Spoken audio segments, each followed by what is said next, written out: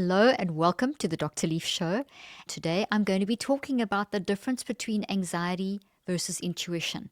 Very helpful information. But before we begin, I want to tell you about my new project coming up on the 5th of August, which is my latest book. This is book number 19, and it's called Help in a Hurry, written for myself mainly. No, it's for everyone. It's to help us catch those moments where we just feel totally overwhelmed by life and we just feel like everything's going crazy.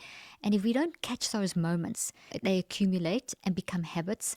And then they become patterns in our life. And then we wonder why we're feeling awful because we've built things into our mind-brain-body network that drain us instead of uplifting us.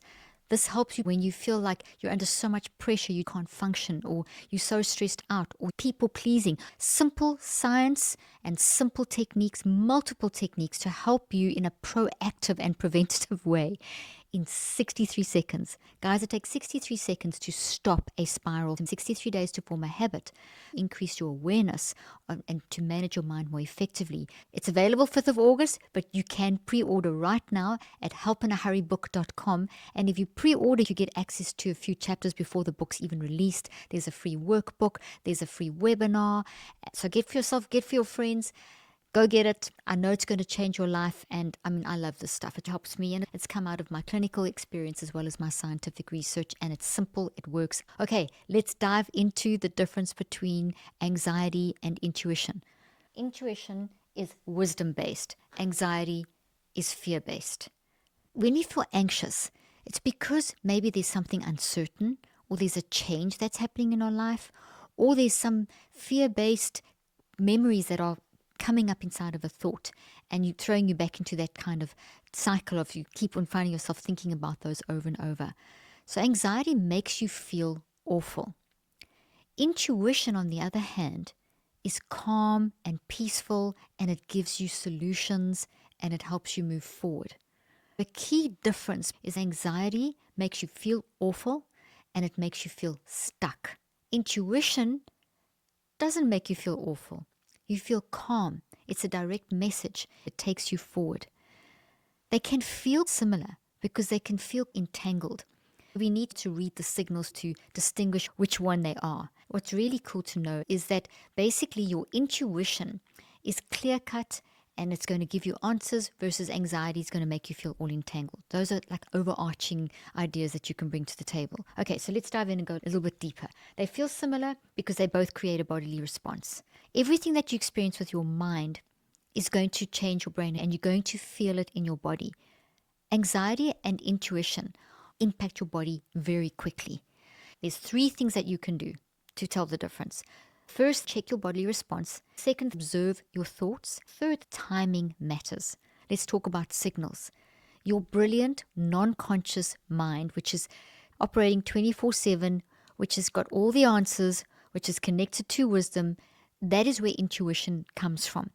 That is the part of your mind that will also send up signals into your conscious mind to actually tell you whether you're in anxiety or intuition. Now, there's 4 types of signals we need to look for, and those are your emotions, where you're feeling those emotions in your body, your behaviors, and your perspectives. Okay, so for anxiety, for example, anxiety is an emotion. If you are feeling anxious, that's going to be your dominant emotion. But there'll be other emotions. So there's going to be a signal coming up of your body feeling anxious, and the bodily response to that is increased heart rate, shallow breathing, you start almost panting, your face goes red, sweaty palms. So that's what anxiety will do. The bodily sensation for intuition isn't anything like that. You're not going to feel the sweaty palms. You're not going to feel the heart racing. You're not going to have the short, shallow breaths. It's going to be much more one of actually deep breathing. Intuition tends to stimulate, let me think about this, that kind of thing, versus, oh, I've got to do something. It's a different type of bodily signal coming along very fast. Those sweaty palms, short, shallow breathing, or deep breathing and the calmness is the sensation of what you're doing in that moment. What are you saying? Are you speaking fast and quick? Are you looking around like this? Or are you just calm and peaceful, gently moving around? That's another signal you can look for. Also, your perspective, the 4th signal, is how are you looking at life in this moment? If it's anxious, it's going to be, I can't do this. I'm so stressed. I'm under pressure, that kind of feeling. Intuition will be, okay, this is challenging, stretching me. Let me think about this. I can do this. Intuition is an I can mindset. So the first thing then, in summary, is to look at those signals. They're very different. This takes me longer to explain than it does for you to do. If you listen to this podcast a couple of times, you'll get the hang of this quickly. It's not difficult. I'm making you aware of something you just maybe didn't spend enough time looking at. Okay, so next thing is to observe your thoughts. Your thoughts are containers of information and represent your experiences. We have somewhere between 18,000 and 55,000 thoughts. Goodness knows how many. It's a lot. Popping up from our unconscious during the day and building new ones. Now, when you are anxious, the thoughts tend to be catastrophizing. What if only, I should have, could have, a feeling of stuckness, too much stuff in my head, chaos. Like you just want to shake your head. People say to me, how do I switch off my brain? You know, you've got anxious thought patterns. We all have this, so it's not bad or wrong. You're human. You learn these things to manage them. This is mind management. Intuitive thoughts are different. They direct, clear, calm. They give you answers and move on. Anxious thoughts are persistent, pushing at you. They just don't want to go away. Whereas intuitive thoughts are consistent, direct, clear. They provide the answer and go. And then we can draw on them again. Timing does matter. Anxiety is sudden. It's triggered by something you read or thought, maybe a flashback of something. It's quick and it's persistent, so it's putting you in that state. So you can use those two timing things to help you. What are some practical ways to strengthen intuition and calm anxiety? I'm going to give you 4. The first 2 are very simple things you most likely have done before, but I just want to remind you of them. They're basic breathing exercises and grounding exercises. I want to say something about breathing. Breathing isn't just oxygen to keep you alive. Oxygen molecules have information imprinted onto them. So what you're thinking about kind of piggybacks and catches a ride on oxygen molecules. As you're breathing, they're going through every system of your body.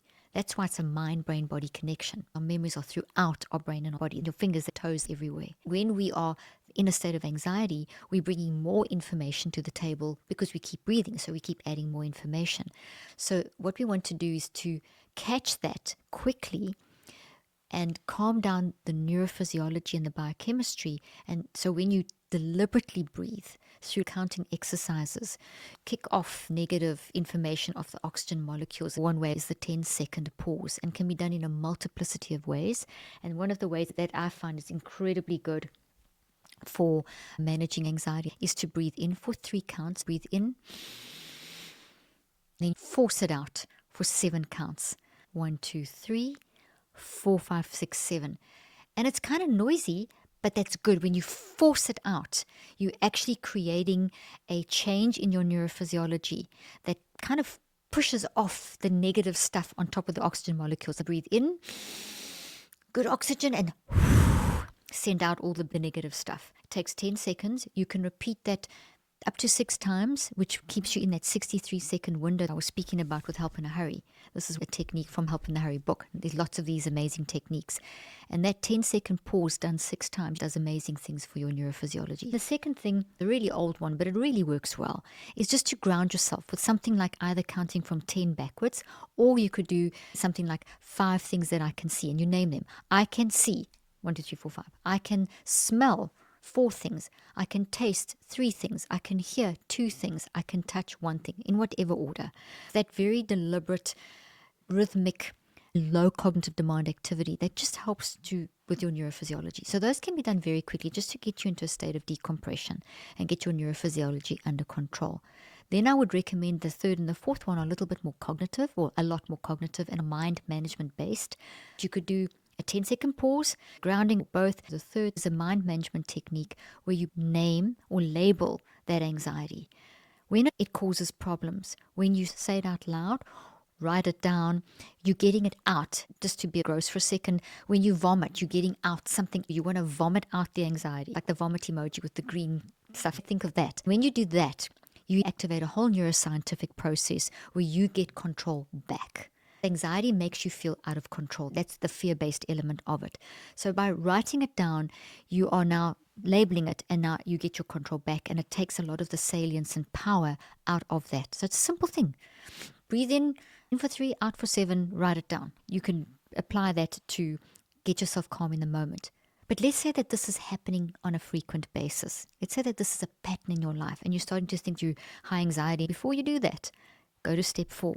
If you want to find out if it's a pattern, observe yourself daily over about 7 days. From Monday to Sunday, this upcoming week, I'm going to observe myself and see how often I have these anxiety moments that definitely aren't intuitive, that are making me feel sweaty palmed and fear-based and all the things I've been saying. And observe that pattern. Then make a decision to spend the next 63 days. You only have to spend between 5 and 15 minutes a day over 63 days using what I call the neurocycle, which is a formula that I've created that helps you direct the neuroplasticity of your mind-brain-body network. It helps you rewire your networks. You cannot rewire a habit in one day. It takes 63. Apply the formula, 5 steps, each day for 63 days. I have books on this and an app called the Neurocycle where I walk you through this. 10-second pause, the grounding exercise, the labeling, the vomit exercise, and then there's the full-on cognitive exercise where you're going to observe over 7 days and use the Neurocycle. So, anxiety and intuition. We want to get into intuition more, but we have to recognize the anxiety to step into the intuition and allow it to rise up. And it can become very entangled. So here I'm going to read you some really beautiful reconceptualized statements that are going to help you.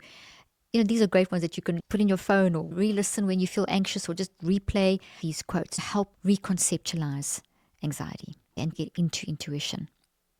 Anxiety is loud and urgent.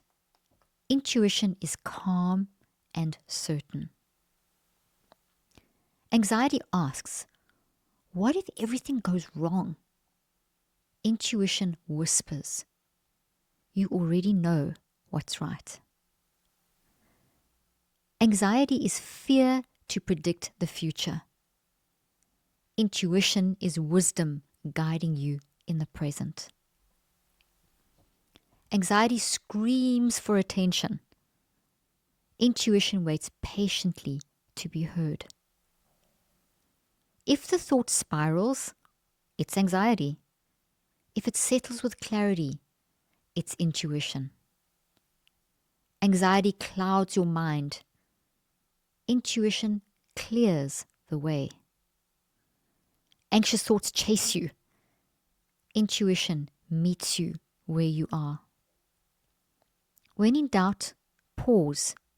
Intuition doesn't rush. Fear does. A calm nervous system is the best interpreter of intuition. Your breath is your anchor. Use it to quiet anxiety and tune in to intuition.